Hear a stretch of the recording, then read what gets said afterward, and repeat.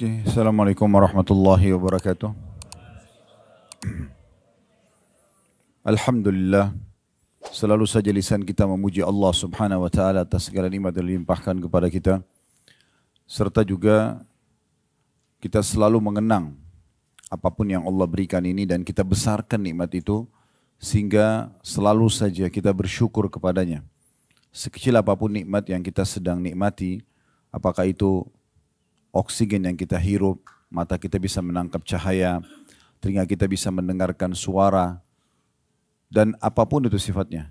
Bisa makan, menelan, mengunyah, bisa minum, istirahat, tidur, dan segala macam nikmat, maka dianjurkan setiap muslim agar membesarkannya, sehingga akhirnya punya nilai ekstra dalam dirinya dan akhirnya dia bersyukur kepada Allah subhanahu wa ta'ala.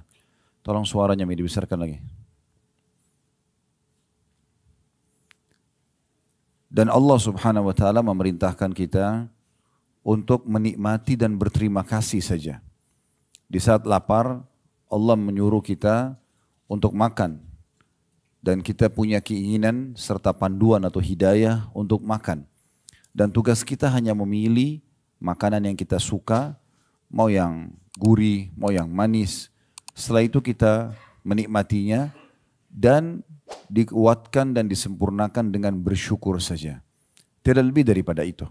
Allah subhanahu wa ta'ala tidak membebankan kepada kita untuk mengelola makanan yang sudah kita telan misalnya. Begitu repotnya kalau seandainya kita mengunyah makanan, komposisi vitamin-vitamin dan apapun yang ada dalam makanan tersebut, dari potongan daging, dari nasi misalnya, butiran-butiran nasi, atau apa saja, buah-buahan, kita yang harus memilahnya sendiri.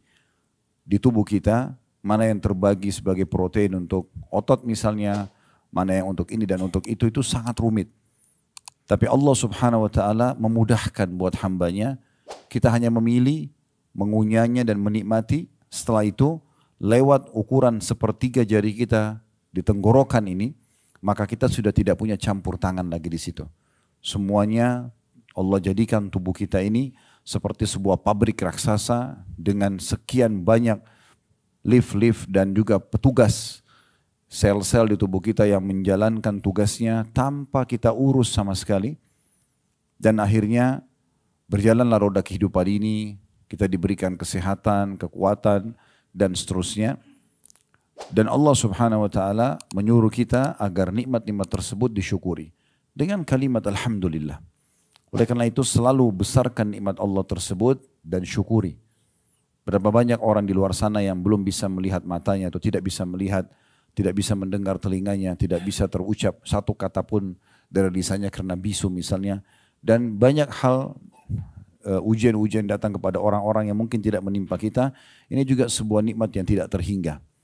Terlebih lagi di saat ini kita selalu ingatkan bahwasanya Allah memilih kita menjadi hamba-hambanya yang dimudahkan untuk haji. Dan dalam haji ini begitu nikmat luar biasa. Hotel yang bagus, makanan yang enak, bisa istirahat, bisa ibadah yang bagus mendapatkan 100.000 pahala. Dan ini semua apapun yang kita keluarkan dari energi, meluangkan waktu dari harta akan diganti oleh Allah subhanahu wa ta'ala dengan pahala yang besar, dengan rezeki yang luas. Maka nikmat apalagi dari Allah subhanahu wa ta'ala yang harus kita pungkiri.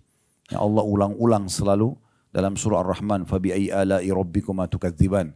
Maka nikmat Tuhanmu yang mana lagi yang kau akan pungkiri. Dan tidak mungkin seseorang itu bersyukur kepada Allah kecuali memang dia selalu membesarkan nikmat Allah yang ada pada dirinya walaupun itu kecil di mata dia. Selanjutnya kita panjatkan salam hormat kita kepada Nabi besar Muhammad sallallahu alaihi wa ala alihi wa sahbihi wasallam, sebagaimana Allah telah memerintahkan kita untuk mengucapkan salam hormat tersebut. Seperti judul kita dan masih berlanjut tentang masalah sebab-sebab kebahagiaan. Kalau kemarin kita sempat membahas tentang sebab utama dan itu adalah inti serta pondasi daripada kebahagiaan setiap muslim, yaitu mentauhidkan Allah subhanahu wa ta'ala. Meyakini dalam hatinya dan selalu merenungi dan berfikir dengan akalnya, serta akhirnya mengaplikasikan dengan anggota tubuhnya keimanan kepada Allah subhanahu wa ta'ala, yakin tidak ada pencipta, tidak ada pemilik, tidak ada pemilik rezeki, tidak ada yang menyelesaikan permasalahan, tidak ada yang bisa memberikan kebahagiaan kecuali Allah. Dia yakini dalam hatinya, direnungi dengan fikirannya, lalu dia aplikasikan dengan anggota tubuhnya. Dia selalu melakukan ketaatan-ketaatan dengan anggota tubuh ini sebagai bentuk syukur kepada Allah. Maka ini yang menjadi inti daripada masalah tauhid tersebut. Jangan pernah teman-teman sekalian menjauhkan diri dari Allah sehingga Allah pun menjauh dari kita. Berapa banyak orang yang sedang melimpah nikmat pada dirinya sehingga akhirnya dia justru jauh dari Allah. Justru jadi malas ibadah. Padahal sebenarnya Allah berikan kesehatan tubuh, ya seperti kita fasilitas sekarang ibadah, hotel yang bagus, makanan dan segala macam. Tapi malah membuat dia lalai dari zikrullah, ya, dari istighfar, dari zikir, dari doa. Padahal ini hari-hari mulia di mana dia harus memperbanyak takbir, tahlil, doa, ya, sujud, ruku kepada Allah Subhanahu wa taala.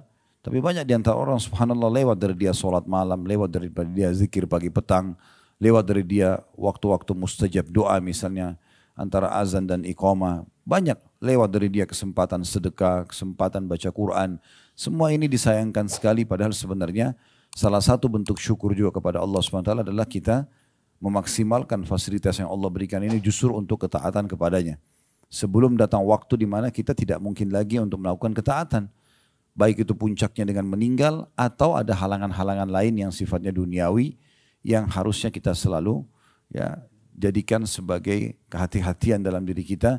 Jangan sampai luput kesempatan-kesempatan tersebut. Ya. Saya pernah satu waktu mengunjungi sahabat ayah saya di Makassar.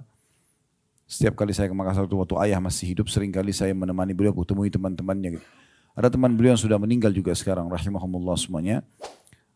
Saya pas datang ke rumahnya, terus saya cuma menemani saja. Dan saya dengarin obrolan orang tua pada saat itu. Saya ambil hikmah-hikmah dari pembicaraan mereka. Salah satunya pada saat waktu itu azan asar, saya pamit sama teman ayah saya ini karena beliau pemilik rumah. Saya ingin ke masjid sebentar. Saya keluar ke masjid, tapi pulang dari sholat asar dari masjid, saya datang lagi ke rumah situ. Terus dia melihat saya lalu mengatakan kata-kata yang saya jadikan selalu pegangan gitu. Dia mengatakan, nak dulu saya juga waktu masih muda seperti kamu, saya selalu ke masjid. Selalu ke masjid. Cuma sekarang keadaan saya begini, Allah lagi uji dengan penyakit, kebetulan beliau diketeter, diranjang gak bisa bergerak. Sakit kalau tidak salah stroke kakinya sebelah kanan tuh. Intinya dia gak bisa lagi. Lalu dia mengatakan dulu tuh saya masih muda seperti kamu, saya tidak meninggalkan masjid. Tapi sekarang keadaannya seperti ini. Dia cuma bicara seperti itu saja karena dia melihat saya ke masjid. Tapi subhanallah saya jadikan sebagai bahan introspeksi diri. Saya mengatakan iya, kenapa saya harus tunggu umur sudah tua seperti ini misalnya, kemudian ada halangan baru kemudian menyesali kesempatan-kesempatan tadinya kaki masih bisa melangkah ke masjid, ya tangan masih bisa berzikir, kita masih bisa berdoa, kita masih bisa haji dan umroh tapi disia-siakan. Semuanya dianggap tidak masalah, nanti aja ditunda-tunda. Padahal sebenarnya peluang-peluang tidak mungkin terulang. Ya. Setiap peluang ibadah itu bisa kita katakan tidak terulang. Dan ada waktu juga tempat di mana dia tidak terulang. Kecuali di waktu dan tempat yang Allah perintahkan lagi. Contoh misalnya, kalau hari ini Bapak Ibu menuju ke Mina, Arafah, nggak ada nilainya. Artinya tempat itu mulia, tapi nggak ada nilainya. Belum ada mabit di Mina, belum ada wukuf di Arafah. Dia hanya terjadi di waktu yang sudah Allah tentukan. Itulah tanggal 8 sampai tanggal 13 Zulhijjah. Nah ini waktunya. Kalau orang luput dari waktu ini, maka luput selamanya untuk tahun itu. Dia hanya bisa tahun depan misalnya. Contoh yang lain, sholat misalnya. Bagi laki-laki lebih utama saf awal contohnya. Ya mungkin karena kita di sini Masjid Haram agak susah untuk masuk ke sekitar Ka'bah, gitu kan, kena saf awal di situ. Tapi kalau kita lagi di Indonesia misalnya, selama ada kesempatan masuk di saf awal, masuk. Saf awal itu hanya bernilai di waktu sholat itu. Antara azan dan iqamah saja. Kalau orang yang pas iqamah dia masuk di saf awal, dapat lihat keutamaan saf awal itu. Tetapi kalau imam selesai salam, kita di saf kedua lalu masuk ke saf pertama, nggak ada nilainya. Waktunya cuma itu saja. Kalau kita ingin mengejar kembali keutamaan saf awal itu, tunggu sholat yang akan datang. Cuma permasalahannya, di buku amal kita sudah tercatat, di sholat yang tadi, yang luput saf awal itu, akan tercatat luput dari kita saf awal selamanya. Gak bisa diperbaiki. Setiap peluang ibadah itu, kalau sudah luput dari kita sekali akan luput selamanya. Kita bisa mengejar untuk mengerjakan setelah itu kalau ada kesempatan lagi Allah berikan. Kayak tadi kasus saf awal misalnya. Kayak tadi misalnya haji tapi tahun depan lagi. Tetapi harusnya tercatat di buku amal kita di waktu Allah berikan kesempatan. Kenapa kita harus sia-siakan? Nah ini poin penting sekali untuk diperhatikan dalam masalah amal-amal soleh. Kalau dosa, orang melakukan dosa, dia bisa dihukum sama Allah. Tetapi dengan taubat kepada Allah, bersih. Orang mukmin yang cerdas, dia selalu fokus kepada hal-hal yang diperintahkan yang wajib itu. Ibadah. Dengan sendirinya dosa akan dia tinggalkan. Dan dia harus melihat bahwasanya peluang ibadah ini adalah peluang ibadah saya yang terakhir. Makanya Nabi Muhammad SAW itu, kalau beliau akan takbiratul ihram, beliau biasa menghadap ke makmumnya sambil mengatakan, Sallu salatal muwadda'ah. Salatlah seperti sholat perpisahan. Anggap setelah sholat ini meninggal. Sehingga selalu kita jadikan sebagai hal yang terbaik yang kita bisa lakukan pada saat itu. Bayangkan teman-teman sekalian kalau seandainya kita ditangkap oleh musuh dan akan dihukum mati pada saat itu. Lalu dikasih kesempatan untuk sholat 2 rakaat. Kira-kira seperti apa kita sholatnya? Misal contoh. Atau ada seseorang divonis oleh dokter, secara medis orang ini ya sudah tidak ada umurnya lagi. Tapi dia masih punya kesempatan sholat 2 rakaat. Kira-kira bagaimana sholatnya? Atau lebih jauh daripada itu. Andai saja ada orang meninggal dunia, kemudian diberikan kesempatan hidup oleh Allah beberapa saat. Misal orang sudah meninggal dikasih hidup 5 menit saja. Kira-kira 5 menit itu apa yang orang akan lakukan? Apakah dia akan kembali ke makanan favoritnya? Apakah dia akan kumpul lagi sama keluarganya? Apakah dia akan melanjutkan meeting yang miliaran?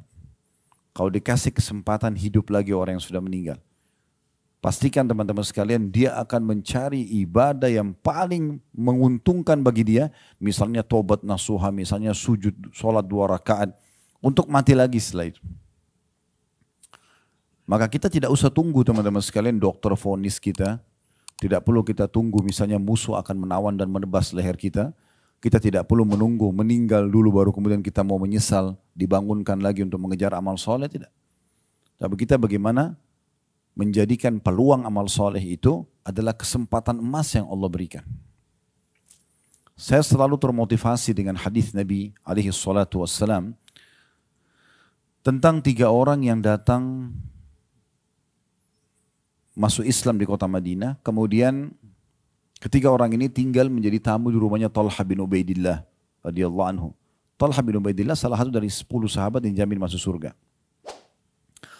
Orang ini datang, 3 orang ini datang kemudian bertamu. Berjalan waktu, dari 3 orang yang bertamu ini, yang pertama ikut jihad mati syahid. Berjalan waktu lagi, dikumandangkan lagi jihad, orang yang kedua ikut berperang mati syahid lagi. Berjalan waktu lagi, orang yang ketiga meninggal dunia tapi tidak mati syahid. Cuma dia lebih telat matinya. Berjarak. Yang pertama mati syahid, beberapa hari kemudian meninggal lagi, yang kedua mati syahid. Berjalan lagi waktu, orang yang ketiga meninggal tapi mati di atas ranjangnya saja. Talha bin Ubaidillah radhiyallahu anhu mimpi, Allah mimpikan melihat ketiga orang ini. Dia lihat di surga, diperlihatkan di surga ketiga orang ini, yang orang pertama meninggal di bagian belakang, yang kedua meninggal di depannya, yang terakhir meninggal paling depan yang tidak mati syahid. Artinya paling bagus derajatnya, paling besar pahalanya, padahal dia tidak mati syahid. Maka Talha bin Ubaidillah bertanya kepada Nabi SAW, ya Rasulullah, ketiga orang yang datang masuk Islam, datang ke rumah saya itu, yang mereka yang 2-nya mati syahid, yang 1-nya mati di atas ranjang. Saya mimpi mereka di surga.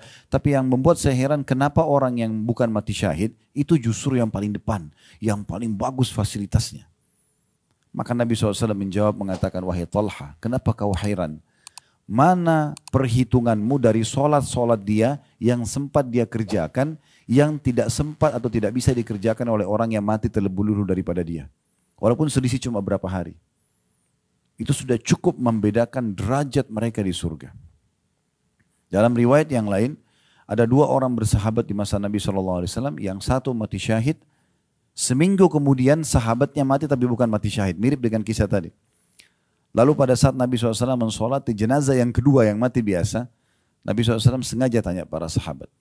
Kata beliau, kira-kira menurut kalian bagaimana perbedaan derajat antara orang ini sama sahabat yang meninggal pekan lalu? Spontan semua sahabat mengatakan, ya Rasulullah, semoga orang ini bisa menyusul derajat temannya meninggal minggu lalu, pekan lalu. Karena yang meninggal pekan lalu mati syahid. Di pikiran para sahabat, ini pasti lebih rendah derajatnya. Pasti mudah-mudahan dengan persahabatannya ini malah mencapai, bisa diangkat ke derajatnya orang yang meninggal pekan lalu. Kata Nabi SAW, perhatikan, demi zat yang jiwaku dalam genggaman yang muslim demi Allah, sungguh derajatnya jenazah yang sedang kita sholati yang tidak mati syahid ini, dibandingkan dengan temannya yang mati syahid pekan lalu, itu antara langit dan bumi. Lebih tinggi orang ini. Karena dia sempat ibadah kepada Allah selama sepekan saja. Sempat dapat Jumat sekali, sempat sholat 5 waktu setiap harinya, sempat sedekah beberapa dirham dan dinar pada saat itu ya. Itu sudah cukup teman-teman sekalian untuk melebihkan derajat dia dibandingkan orang yang meninggal terlebih dahulu walaupun mati syahid. Apa maksudnya? Maksudnya adalah bagaimana setiap orang di antara kita jangan sia-siakan peluang amal soleh yang Allah berikan. Bahkan saya selalu jadikan pegangan hidup saya dan saya juga berharap teman-teman seperti itu. Setiap ada peluang amal soleh, jadikan itu adalah peluang terakhir kita. Anggap setelah kita kerjakan meninggal. Sehingga kalau ada orang lagi minta bantuan, kita tidak akan menundanya karena kita anggap setelah ini mungkin saya meninggal. Ada kesempatan sholat malam, lakukan. Kesempatan haji dan umrah, baca Quran, zikir pagi petang, bakti sama orang tua, jenguk orang sakit. Apa saja, bantu orang lain. Jadikan itu peluang terakhir. Berapa banyak orang setelah mengerjakan itu sehingga akhirnya meninggal dunia. Dan memang menjadi husnul khatimah. Karena meninggal dalam keadaan ditutup hidupnya dengan kebaikan. Berapa banyak justru orang yang tidak pernah menyia-nyiakan kesempatan dosa dan tidak mau juga taubat kepada Allah, akhirnya ditutup dengan su'ul khatimah. Jadi tema kita pagi ini Bapak Ibu sekalian, ini semua tadi kronologis pembukaan. Sebab-sebab kebahagiaan kedua setelah mentauhidkan Allah adalah introspeksi diri. Muhasabah. Jadi bagaimana seorang mukmin selalu introspeksi diri. Kalau ada kesempatan amal soleh, dia segera mengerjakannya. Tidak ada yang menghalangi dia untuk mengerjakan amal soleh, baik wajib ataupun sunnah dari urusan dunia. Semua urusan dunia itu dikesampingkan. Selama itu perintah Allah di depan mata dia, wajib ataupun sunnah dia akan kerjakan terlebih dahulu. Coba praktekin teman-teman sekalian. Lagi meeting, berhentikan dulu untuk sholat. Azan berhenti, sholat. Dan lakukan dengan khusyuk. Pastikan meeting Anda akan sukses nanti. Tapi kalau tunda aja nanti, nggak apa-apa lah, nanti aja sholat nomor sekian. Pasti akan macet itu, kan susah. Coba dengan tenang berikan hak sholat itu. Nabi SAW kalau mau berperang, ada hajat apapun, ke sholat. Mohon dulu kepada Allah Subhanahu Wa Taala. Jadi kalau ada peluang amal soleh jangan sia-siakan. Selanjutnya, kalau sudah mengerjakan amal soleh, maka dia selalu menjaga agar tetap dengan kualitas yang sama. Contoh misalnya, kita haji seperti ini. Karena kita lagi haji, saya kasih contoh.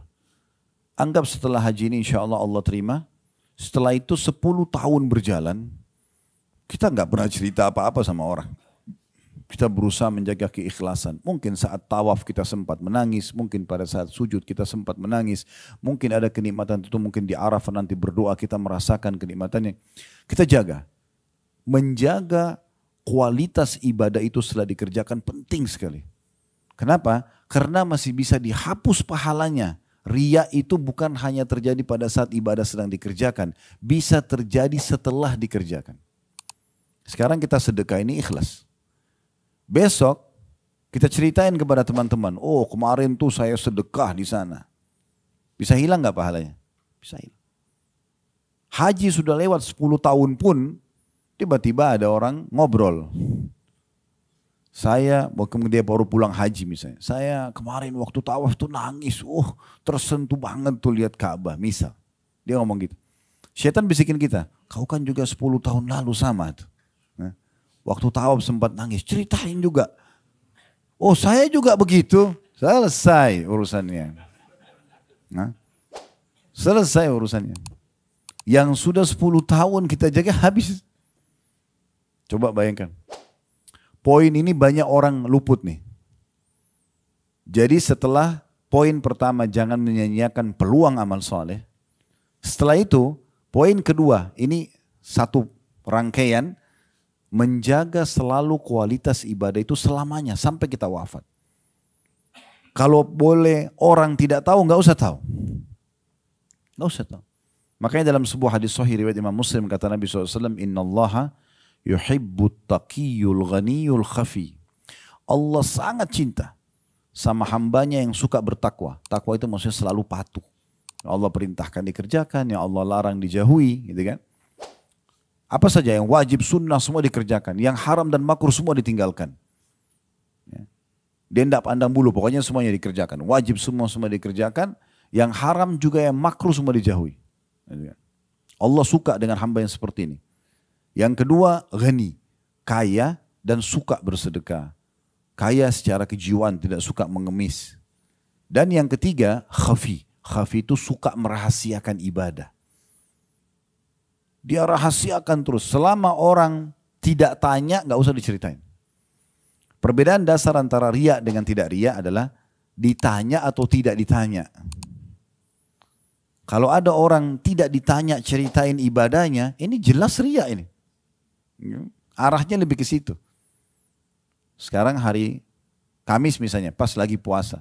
Tanya teman-temannya di kantor, kamu puasa? Puasa. Saya puasa. Nggak ada yang nanya. Kamu kemarin haji nggak? Oh saya haji. Orang belum tanya. Beda kalau kita sedang ditanya, bapak misalnya contoh lagi mau menuju ke masjid. Dari rumah keluar menuju ke masjid. Ada tetangga tanya, Assalamualaikum Pak mau kemana? Jangan bilang, oh saya kalau jawab nanti riya nih. Gak mungkin. Orang nanya. Kalau ditanya, oh ke masjid insya Allah. Oh ya Pak kalau mau ikut ke masjid sama-sama. Gak ada hubungannya sama riya. Contoh misalnya. Nah ini poin kedua penting sekali. Menjaga kualitas ibadah itu. Jadi bukan hanya pada saat dikerjakan, pada saat sesudah dikerjakan pun. Selalu jaga. Dan yang paling tepat adalah rahasiakan. Semua ibadah yang sudah kita kerjain tidak usah khawatir. Ada malaikat yang catat. Dan tidak akan pernah luput satupun pahala yang dicatatkan itu. Itu poin penting. Jadi jaga selalu kualitasnya.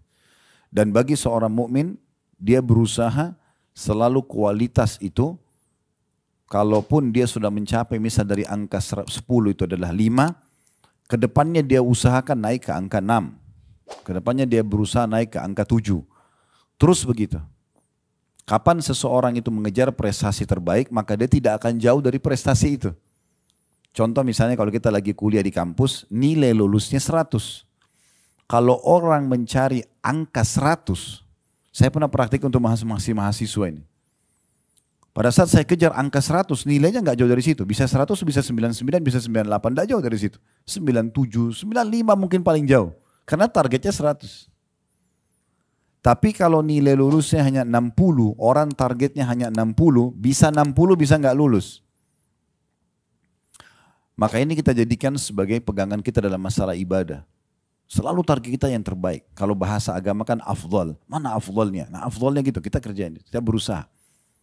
Tentu di sini sesuai dengan koridor hadis Nabi SAW. Wa'budullah mastata'atum. Sembahlah Tuhan kalian semampu kalian. Selama kita mampu, kita kerjain yang terbaik. Kalau ada halangan tentu tidak ada masalah. Ya, seperti itu kurang lebih.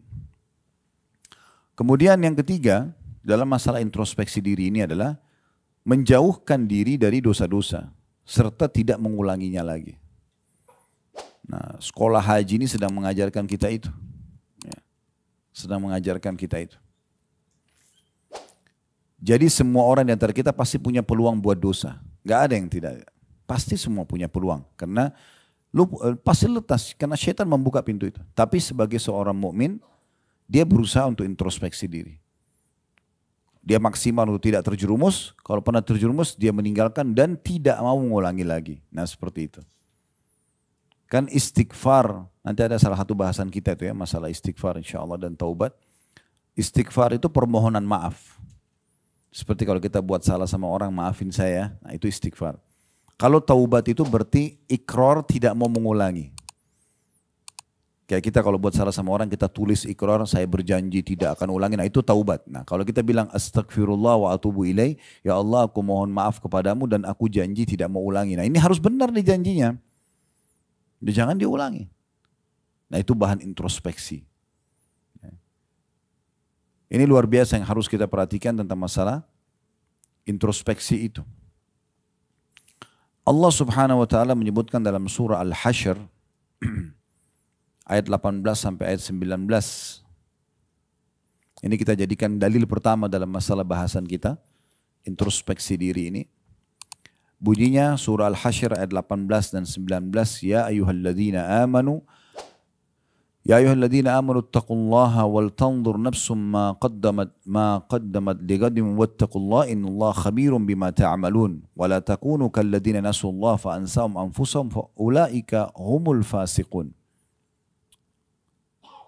Artinya hai orang beriman, bertakwalah kepada Allah, selalu patuh dan tunduk kepadanya, dan hendaklah setiap diri memperhatikan apa yang telah diperbuatnya untuk hari esok akhirat. Nah, di sini kan Allah ajak kita. Harus selalu dia perhatikan, yang dia buat ini nanti di hari esok menambah kantong pahala dia atau malah mendatangkan hukuman. Ini harus dia perhatikan selalu dan cuma dia penentunya. Jangan menjadi seperti sebagian orang, teman-teman sekalian, kalau diajak taubat, diajak kembali kepada Allah, iya ya, kapan ya, seakan-akan dia tunggu, maaf tanda kutip, tangan turun dari langit memberhentikan dia dari dosa itu. Enggak mungkin. Dia harus mengambil langkah. Allah berfirman, Inna Allah la yughayyiru ma biqaumin hatta yughayyiru ma bi anfusihim. Allah tidak akan mengubah nasib satu kaum sampai mereka mengubah nasibnya sendiri. Begitu juga dengan peluang amal soleh. Kenapa kamu enggak sholat malam? Iya ya, kapan ya? Kenapa cuma kapan ya? Ayo segera bergerak. Enggak ada waktu. Waktu kita sangat terbatas. Setiap pagi seperti ini umur kita berkurang. Jangan disia-siakan. Saya pernah membuat sebuah judul, bahkan menjadi sebuah tema ceramah, inilah hari emasmu. Yang saya bahas apa? Hari emas itu hari yang kayak sekarang ini kita masih hidup. Kayak hari ini, pagi ini kita masih hidup ini hari emas. Kenapa? Dengan hari ini, kita kan tidak tahu mungkin 1 detik ke depan, 1 hari ke depan, 2 hari kita sudah meninggal dunia. Di saat hari kita memulai hari pagi seperti ini hari emas yang luar biasa. Karena kalau kita pernah berbuat amal soleh di masa lalu, maka ini kesempatan untuk menambah dia secara kualitas dan kuantitas.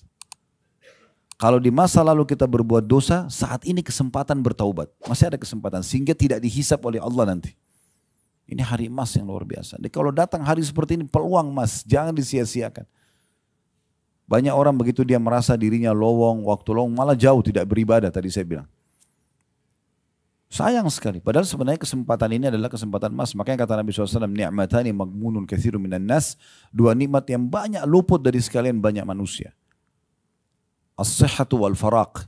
Kesehatan dan waktu lowong.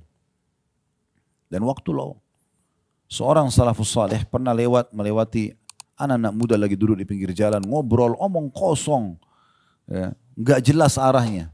Nggak mendatangkan maslahat dunia apalagi akhirat. Kalau orang duduk bicara masalah bisnis, masa depan, pendidikan, bermanfaat mungkin, gitu kan? Mungkin dia mau bangun rumah, dia konsultasi, mungkin urusan dunia, tapi ada manfaatnya. Tidak ada orang mungkin duduk ngobrol sama temannya sudah 20 tahun, itu aja ceritanya berulang-ulang. Temannya sudah hafal di luar kepala, diulang-ulang, apa manfaatnya? Ya. Maka beliau lewat dan lihat orang-orang yang lagi ngobrol omong kosong. Kata beliau, demi Allah kalau seandainya bisa saya beli waktunya mereka, saya akan beli. Ini waktu yang mereka buang-buang ini, kalau saya bisa beli, saya bayar pakai uang ini. Saya dikasih, tapi nggak bisa, sudah ditentukan waktu masing-masing. Maka jangan sia-siakan itu. Makanya Allah bilang di sini, hai orang-orang yang beriman, bertakwa kepada Allah. Jadikan semua hidup kalian kepatuhan kepada Allah. Apa yang diperintahkan tadi wajib atau sunnah, sibuk dengan itu. Apa yang dilarang haram dan makruh pun tinggalkan. Dan harusnya Allah mengatakan setiap jiwa, setiap diri memperhatikan apa yang telah diperbuatnya untuk hari esok. apa yang dia persiapkan untuk hari pulangnya. Karena semua kita akan meninggal dunia. Sesehat apapun badan kita, semuda apapun usia kita, ya, tetap saatnya kalau meninggal akan mati. Kata Nabi SAW, bila Allah ingin mencabut nyawa seorang hamba, ya, di satu lokasi Allah akan buat dia punya hajat di situ dan meninggal di situ. Berhubungan dengan urusan dia penting sekali, dia harus ke sana, tidak tahu ternyata tempat sana itu ajalnya datang. Dia akan meninggal dunia, pasti. Berapa banyak orang yang sehat meninggal lebih daripada orang yang sakit. Berapa banyak orang yang muda meninggal lebih daripada orang yang tua. Berapa banyak orang kaya meninggal lebih daripada orang yang miskin. Banyak sekali. Kalau kita mengkhayal teman-teman sekalian nanti masuk ruangan ICU baru meninggal, ini keliru ini. Ya. Sekarang saya tanya, mana lebih banyak? Pasien yang ada di rumah sakit dengan seluruh staf yang ada di rumah sakit itu dengan jumlah orang yang lalang depan rumah sakit. Mana yang lebih banyak? Hah? Mana suaranya nih? Lalang. Artinya yang meninggal sehat lebih banyak daripada meninggal orang sakit. Kenapa harus meng-hire ruangan ICU? Jadi orang yang cerdas itu harus jadikan bahan introspeksi diri. Kita bisa meninggal setiap saat. Ya, saya sering kasih contoh di pengajian, bukan mendoakan diri saya, tapi bisa saja berapa banyak gitu kalau kita lihat contoh-contoh di YouTube meninggal husnul khatimah. Biasa banyak cuplikan, ada lagi ceramah, ada yang lagi sholat, ada yang lagi ihram meninggal. Dia tidak sangka kalau tadi dia akan meninggal, tapi bisa saja. Mungkin lagi begini saya lihat malaikat maut cabut ruh saya meninggal. Orang cuma kenang Khalid Basalamah pernah ceramah, selesai. Itu cuma dikenang sehari, 2 hari, seminggu, habis itu selesai. Udah, kita akan pulang kepada Allah dan membawa apa yang sudah kita perbuat. Dari amal baik yang kita akan gembira melihatnya, atau amal buruk kita akan dihukum kalau tidak sempat taubat. Dan semua orang akan begitu. Semua orang, biar makanannya makanan yang paling sehat, setiap hari olahraga, udaranya paling segar, tetap aja sama. Kalau ajal datang meninggal. Maka harus hati-hati. Harus hati-hati nih. Makanya Allah bilang harus setiap jiwa itu muhasabah, introspeksi diri. Melihat apa yang akan dia persiapkan untuk hari nanti pulang. Kita selalu terbuai dengan, oh umur masih muda. Selalu lihat orang yang lebih tua dari kita, oh itu orang lebih tua. Padahal banyak yang lebih muda dari dia sudah meninggal. Kan gitu. Kemarin kami salah satu staf di kantor, 37 tahun kalau tidak salah. Meninggal. Lagi gendong bayinya, anak istrinya baru melahirkan, tiba-tiba daerah sakit kepalanya jatuh di rumah sakit. Masuk rumah sakit ternyata divonis dokter sudah kanker otak stadium 4. Operasi gagal, meninggal. Istrinya cuma bilang begitu cepat kayak kami tidak sadar gitu. Masih muda. Subhanallah kalau ajal datang. Teman-teman dari kantor yang datang pergi lihat ke sana ke rumah sakit semua jadi diam.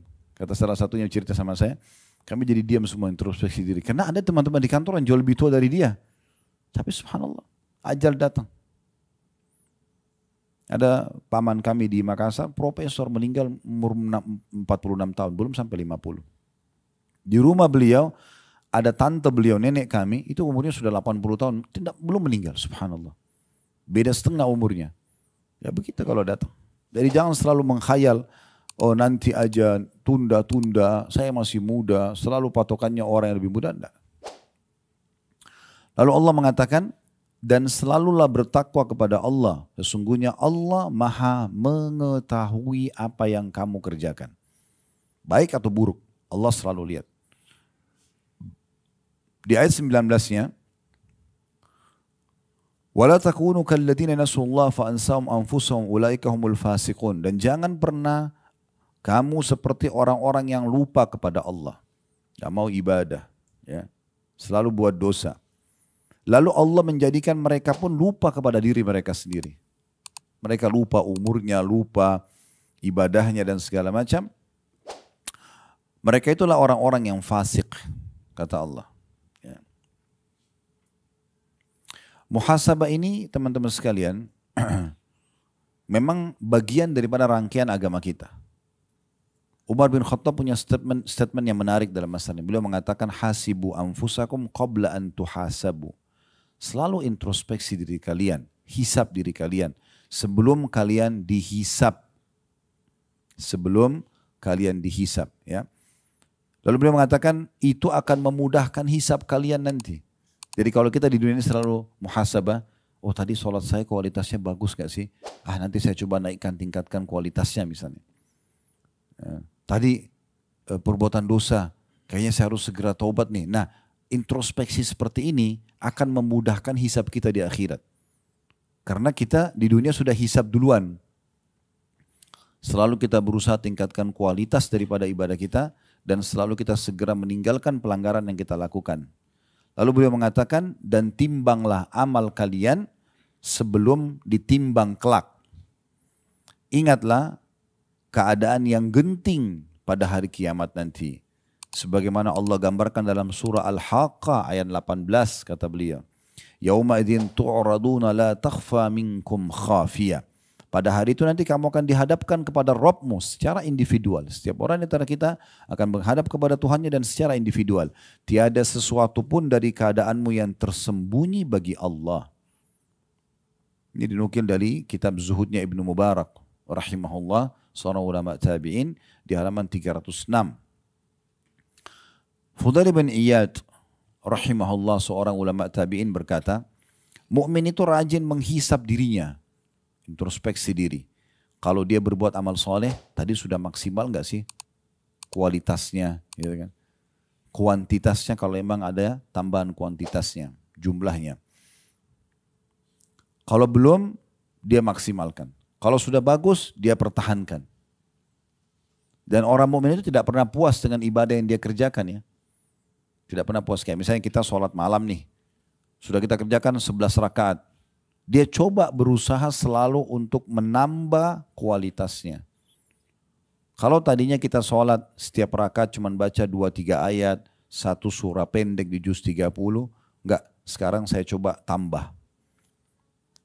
Kalau perlu kita coba mengejar sunnah Nabi SAW, itu dianjurkan untuk membaca setiap malamnya 100 ayat Al-Quran. Bahkan sampai 1000 ayat Al-Quran di sholat malam. Kalau kita ambil misalnya ada penyebutan hadis Nabi SAW tentang keutamaan orang yang baca 10 ayat satu malam, ya dia akan dikasih satu kintor itu kayak lebih baik daripada dunia dan seluruh isinya. Kalau 100 ayat itu akan dapat pahala yang besar, kalau 1000 ayat maka sudah tidak terhingga lagi pahala yang akan didapatkan. Kalau kita ambil misalnya 100 ayat berarti satu rakaatnya 10 ayat. Tapi kan Ustadz hafalan saya terbatas. Sudah keluar fatwa ulama membolehkan kita untuk memegang mushaf. Kalau sholat sunnah ya. Jadi kita bisa ambil pegang aplikasi Al-Quran di handphone sambil sholat malam. Daripada terulang-ulang inna atayna wal asr terus. Ya. Kenapa enggak mulai dari Al-Baqarah misalnya. Ya kan? Al-Baqarah 10 ayat rakaat pertama. Ruku lipat Allahu Akbar. Rakaat kedua berdiri lanjut lagi dari ayat 11 sampai ayat 20. Satu malam 100 ayat. Al-Quran 6000 ayat sekian. Dengan cara seperti ini bisa mengkhatam Al-Quran. Misal contoh, sholat duha juga bisa. Kan gitu. Ini contohnya.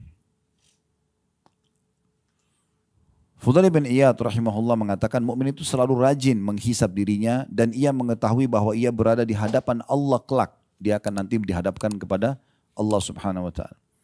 Sedangkan orang munafik adalah orang yang lalai terhadap dirinya sendiri, maksudnya enggan introspeksi diri. Semoga Allah merahmati seorang hamba yang terus mengoreksi dirinya sebelum datang malaikat maut untuk menjemputnya. Cukup banyak sekali ya para ulama salaf yang coba introspeksi diri gitu. Di antaranya ada statement menarik dari Muhammad bin Wasi' rahimahullah. Beliau mengatakan, "Lau kana lidzunubi rihun ma qadara ahadun an yajlisa ilayya." Padahal ini ulama besar ya.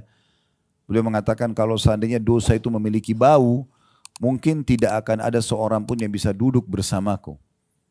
Supaya dia introspeksi diri. Sebagian mereka, teman-teman sekalian, kalau lagi jalan, kakinya kesentuh batu misalnya. Maka sudah cukup mereka beristighfar kepada Allah. Mereka yakin itu peringatan dari Allah. Di antara mereka ada yang kalau lewat, di dekat tong sampah, kecium bau busuk, mereka sudah cukup beristighfar untuk itu. Mereka anggap tidak mungkin Allah ciumkan bau busuk ini kecuali sebagai peringatan. Selalu begitu, peka sekali. Kita kadang-kadang subhanallah lihat orang meninggal di dekat kita, jenazah diantar, enggak tersentuh karena hati sudah sangat keras. Ya. Maka introspeksi diri ini manfaatnya besar sekali, akan membuat kita tidak bangga dengan amal soleh yang kita kerjakan. Kita juga takut terhadap dosa yang sudah kita kerjakan, sehingga kita selalu istighfar. Dan tidak ada lagi dengan orang yang sering muhasabah, tidak ada lagi orang menganggap remeh orang lain. Karena dia sibuk dengan dirinya sendiri. Dia sibuk muhasabah dengan dirinya. Nah ini manfaat daripada masalah itu. Jadi harus hati-hati sekali dalam masalah-masalah seperti ini. Setiap muslim sudah semestinya senantiasa introspeksi diri dan selalu menyibukkan diri dengan hal-hal yang positif. Minimal sekali, kalau memang dia meluangkan waktunya selain pada ibadah kepada Allah, dia berbuat hal yang mubah. Minimal. Kalau sudah makruh, apalagi haram enggak? Udah yang lalu-lalu cukuplah. Tapi ke depannya kalau sudah dengar pengajian seperti ini enggak boleh lagi. Mahal sekali waktu kita, sayang gitu. Jadi bagaimana dia sibuk? Karena orang yang sibukkan diri dengan amal soleh teman-teman, maka dia akan jauh dari dosa. Kita enggak perlu luangkan waktu khusus untuk tinggalkan dosa, enggak. Sibukkan diri dengan ibadah, maka kita dengan tinggalkan dosa itu. Dengan sendirinya gitu.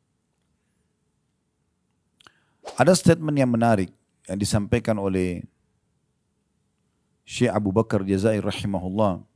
Beliau mengatakan seorang muslim beramal dalam kehidupan dunia ini siang dan malam. Semuanya untuk meraih kehidupan akhirat dan kebahagiaannya. Jadi nggak ada waktu bagi seorang muslim, kata beliau, di dunia ini berbuat selain urusan akhirat. Kalau minimal ada yang dia ingin lakukan, maka harus pastikan itu mubah dalam Islam. Artinya tidak berdosa dia. Misal dia duduk ngobrol sama teman-temannya beberapa saat, gitu kan? Gak ada masalah, mubah. Bahkan seorang muslim bisa mengemas sesuatu yang mubah menjadi sunnah sehingga dia raih pahala. Contoh, makan, minum, tidur, ya, mandi, kan mubah semua itu. Ini bisa hanya dengan niat seorang muslim menjadikannya sebagai sunnah. Misal dia makan dan minum niat untuk memberikan hak tubuhnya. Karena sang pencipta Allah yang menciptakan kita dan menciptakan rasa lapar dan haus kita sebagai isyarat kalau tubuh butuh nutrisi dan butuh cairan. Kalau kita hanya makan dan minum karena lapar nih, haus misalnya, sebatas itu mubah. Tapi kalau kita niat, ini peringatan dari Allah supaya saya berikan hak jasad saya. Berubah dari mubah menjadi sunnah. Mandi misalnya. Kalau hanya sekedar gerah nih mandi. Udah begitu aja maka mubah. Tapi kalau mandi karena niat ingin merawat tubuh yang Allah amanahkan. Hanya gitu saja. Transisi dipindahkan dari niat tadinya cuma sekedar hilangkan gerah. Sekarang kita niatnya untuk memberikan hak jasad jadi sunnah. Tidur. Bukan hanya sekedar ngantuk tidur. Tapi niatkan agar bisa memberikan niat untuk memberikan hak jasad itu. Maka jadi sunnah. Sepanjang malam kita tidur 4, 5, 6 jam jadi pahala. Begitu seterusnya. Ya. Maka kita bisa mengubah hal-hal yang mubah menjadi sunnah. Tapi kalau minimal kita ingin luangkan waktu pun di dunia ini, maka pada hal-hal yang mubah. Kalau dosa ini selesai, musuhan aja. Udah gak ada pintu untuk negosiasi dalam masalah itu. Nah itu yang beliau bilang. Seorang muslim harusnya selalu beramal dalam kehidupan dunia ini siang dan malam untuk meraih kebahagiaan akhirat. Dunia adalah ladang beramalnya. Mereka seyogyanya selalu memperhatikan ibadah-ibadah fardu atau wajib sebagaimana seorang pedagang memperhatikan modal usahanya. Antum kalau lagi berbisnis, saya yakin teman-teman sini tidak asing, banyak pengusaha Masya Allah. Kita kalau letakkan modal kita 100 juta, 1 miliar, saya yakin pedagang yang benar, dia akan memperhatikan modal supaya tidak terganggu. Dan bagaimana modal ini bisa terputar dan mendapatkan keuntungan. Nah, beliau memberikan gambaran supaya mudah difahami, harusnya setiap muslim itu melihat amal wajibnya, sholat 5 waktu, puasa Ramadan, haji kayak kita, seperti pedagang lagi memperhatikan modal usahanya. Tidak boleh luput dari dia. Dan juga memperhatikan ibadah-ibadah sunnahnya sebagaimana pedagang memperhatikan keuntungan-keuntungan usahanya. Jadi bagaimana selalu kita berpikir, nih investasi kemana lagi nih supaya datang keuntungan. Nah seperti itu kita melihat amal sunnah. Itu investasi kita. Jadi jangan tinggalin tuh sholat qobliyah, ba'diyah, duha, sholat malam, tahiyat masjid, sholat wudu. Selalu kita kerjakan. Sebagai bentuk investasi. Sebagaimana pedagang menjaga keuntungan-keuntungan usahanya. Serta menjadikan maksiat dan juga dosa seperti layaknya kerugian dalam perniagaan. Bagaimana kita kalau lagi dagang tidak mau ada kerugian masuk, ya. Kalau kita sudah tahu, oh saya masuk proyek ini dipastikan akan rugi, kita nggak akan masuk kan. Nah seperti itu orang. Kalau saya buat dosa ini saya akan rugi nih pasti. Ada konsekuensinya. Ini bahasanya luar biasa. Beliau mengatakan, dan memperhatikan dan menjadikan maksiat juga dosa-dosa seperti layaknya kerugian dalam perniagaan. Lalu dia menyendiri sesaat di akhir harinya setiap hari guna introspeksi diri atas hal tersebut. Semuanya tadi. Amal fardu tadi saya sudah sempurna belum ya? Tadi saya sholat di masjid enggak ya? Tadi saya udah khusyuk enggak ya? Tadi masbuk enggak? Tadi ini enggak? Introspeksi terus. Supaya selalu berpikir untuk meningkatkan kualitasnya. Gitu kan? Kalau dia buat kekurangan, dia sempurnakan. Dia buat kesalahan, dia mohon ampun. Nah gitu. Apabila terdapat pengurangan pada ibadah fardunya, maka dia segera membenahi dan menutupi kekurangannya. Bila ibadah yang bisa diqadha, maka ia segera mengqadhanya. Ibadah diqadha itu kalau wajib misal ada orang ketiduran, dia letih sekali, mungkin ada satu aktivitas yang sangat meletihkan sehingga dia begadang, tertidur lewat subuhnya. Bukan disengaja. Dia bangun setelah terbit matahari seperti ini. Ya dia kerjakan subuhnya. Jangan ditinggalkan.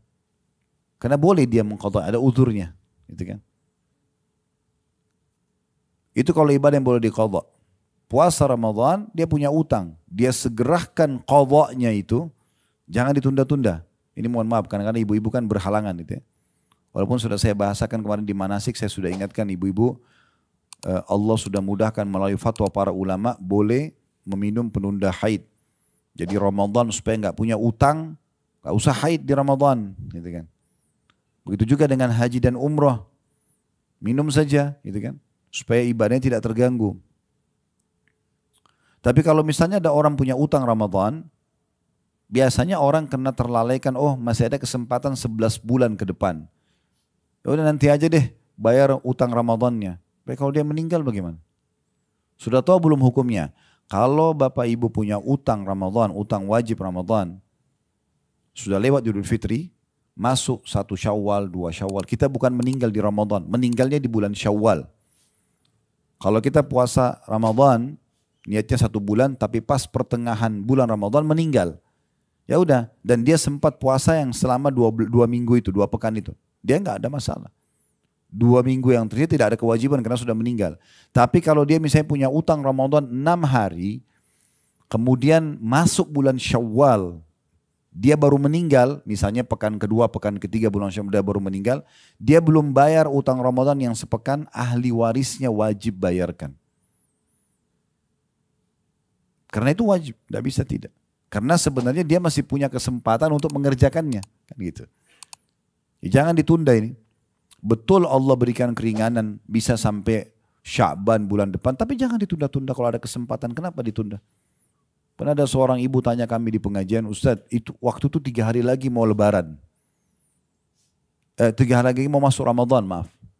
3 hari lagi mau masuk Ramadan. Ustadz, saya punya utang puasa 2 pekan. Sekarang tinggal 3 hari lagi Ramadan. Apa yang harus saya lakukan? Subhanallah. Ya. Orang seperti ini, pesawat ibarat pesawat sayapnya dua-dua sudah patah, suruh ustadznya selamatkan. Terus mana 11 bulan yang lalu nih, 10 bulan ke belakang mana? Kenapa sisa 3 hari Ramadan baru nanya? Ya tobat nasuha. Bayar yang mampu, nanti habis lebaran Idul Fitri bayar. Tapi nggak boleh orang seperti ini. Untung dia masih hidup. Kalau dia meninggal pada saat itu bagaimana? Apalagi kalau ahli waris tidak tahu berapa utangnya. Karena ini jadi masalah. Jadi nggak boleh dia tunda-tunda. Ini beliau mengatakan kalimat yang luar biasa. Apabila terdapat pengurangan pada ibadah fardunya, maka dia segera membenahi dan menutupi kekurangannya. Bila ibadah bisa diqadha, maka ia segera mengqadhanya, tidak menunda. Jika bukan ibadah wajib, maka memohon ampun lalu jika bukan ibadah yang bisa diqadha, maka dia memohon ampun dan memperbanyak ibadah-ibadah sunnah. Misalnya terlewatkan dari dia sebuah ibadah wajib secara sengaja. Kan kalau ada orang dalam bahasan fikih itu, kalau ada orang sengaja meninggalkan sholat. Beda hukumnya orang kalau meninggalkan sholat tapi dia punya uzur. Maksudnya telat keluar dari waktunya. Tapi kalau tidak ada uzur, ada orang masuk waktu sholat asar misalnya, dia lalai. Tidak mau memang sholat, sudahlah nanti aja. Dia mungkin berharap ada petunjuk apa yang datang kepada dia untuk dia sholat. Dia memang tidak mau sholat. Begitu tiba maghrib, udah lewat waktu asar. Kebetulan ada satu orang yang datang menasihatin dia, lalu dia tersentuh, dia ingin taubat kepada Allah.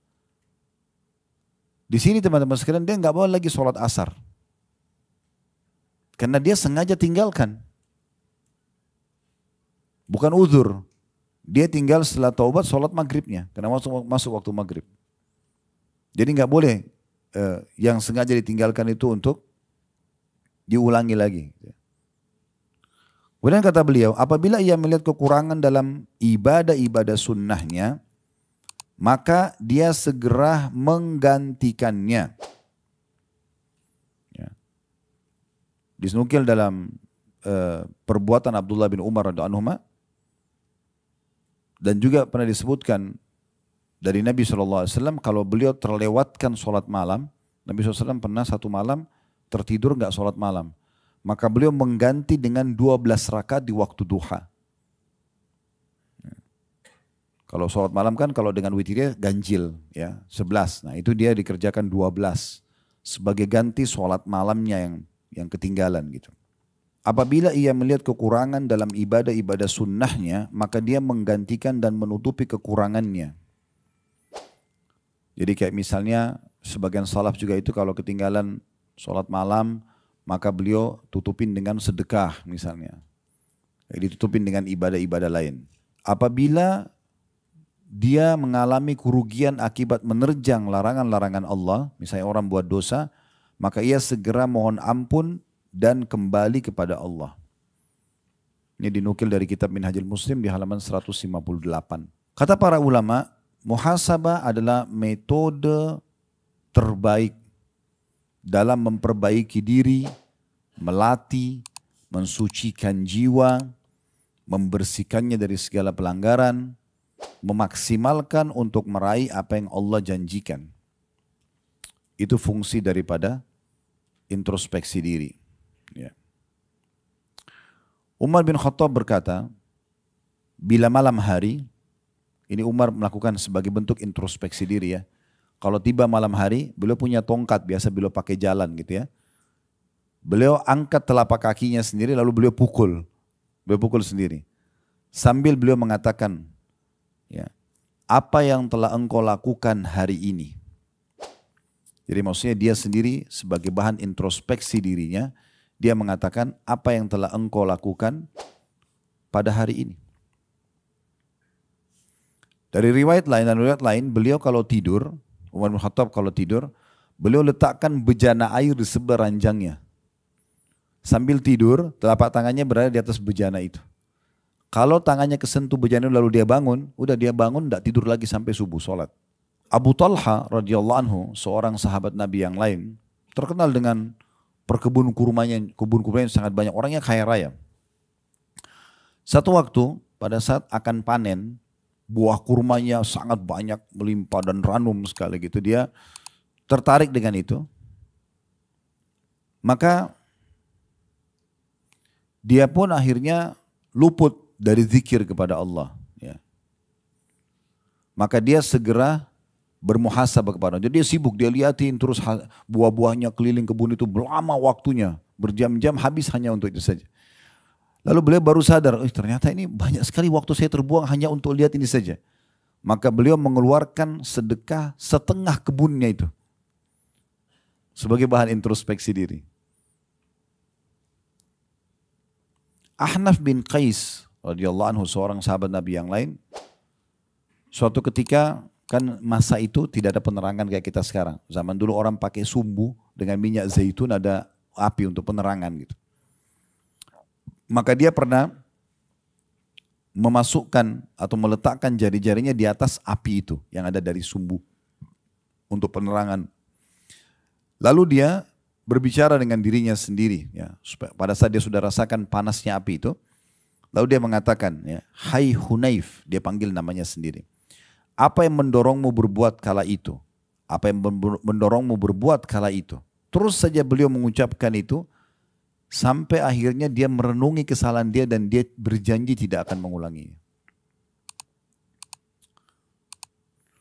Pernah ada seorang salaf melihat ke arah seorang wanita yang tersingkap auratnya, lalu ia pun memukul dirinya sendiri. Memukul ke arah matanya sambil mengatakan, sungguh engkau sangat memperhatikan hal-hal yang bisa mencelakakan dirimu. Seorang yang lain pernah sengaja ke gurun pasir yang sangat panas di siang hari, dan dia buka bajunya kemudian dia mengguling-gulingkan dirinya di pasir tersebut. Sambil dia mengatakan, rasakanlah ini karena neraka Jahannam lebih panas daripada ini. Rabi' ibn Huthaim rahimahullah, seorang ulama tabi'in, beliau sengaja menggali liang lahat di belakang rumahnya. Sengaja beliau gali itu. Setiap hari masuk ke situ. Dan gara-gara ini ibadah semua banyak yang tidak ditinggalkan oleh beliau. Dia masuk ke liang lahat itu, duduk sejenak, dia baring sambil dia membaca firman Allah Subhanahu wa taala, qala rabbirji'un. Wahai Tuhanku, kembalikanlah aku.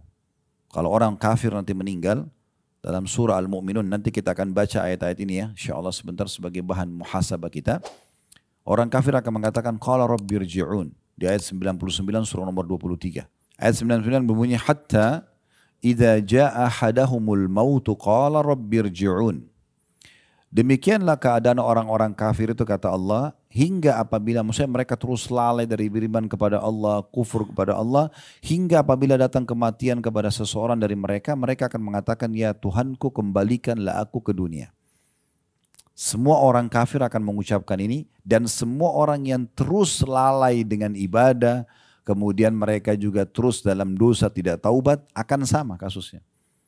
Pas malaikat mau datang mau cabut ruhnya, dia akan mengatakan, qala rabbirji'un, wahai Tuhanku, kembalikanlah aku ke dunia. Untuk apa kira-kira?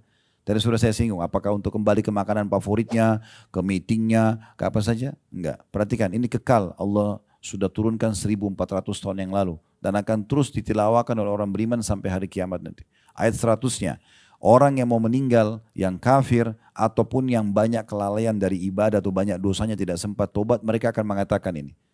Perhatikan baik-baik ayat 100-nya. La'alli a'malu salihan fima tarakt. Kalla innaha kalimatun huwa qailuha wa min waraihim barzakhun ila yaumi yub'atsun. Tujuannya kembali ke dunia agar aku berbuat amal soleh terhadap apa yang telah aku tinggalkan dulu. Jadi kalau mereka dikasih kesempatan untuk hidup lagi, maka mereka akan maksimal ibadah. Nah, kenapa kita harus tunggu seperti ini? Malaikat mau datang baru mau minta. Sudah tidak mungkin gitu. Kata Allah, sekali-kali tidak. Nggak mungkin. Kalau malaikat mau sudah datang bertugas di saat itu, detik itu akan dicabut namanya. Sesungguhnya itu hanya perkataan yang diucapkan saja.